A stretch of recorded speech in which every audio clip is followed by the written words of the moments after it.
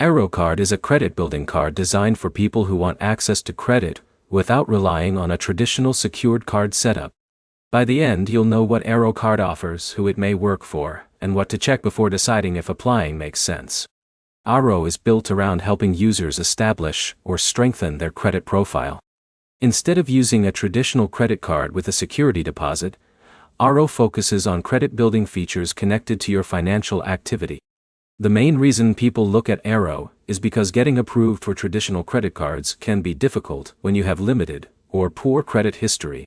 A credit-building product can give users a way to start building payment history when used responsibly. The biggest factor with any credit card is how you manage payments. Making payments on time and keeping track of your spending are the habits that affect whether a credit product helps your credit journey. Arro also works differently from many standard credit cards because it is designed around credit building rather than rewards or premium benefits. If your goal is earning travel points, cashback, or other perks, compare Arro with cards that specifically focus on those features. Before applying, check the card's current terms, eligibility requirements, and any fees.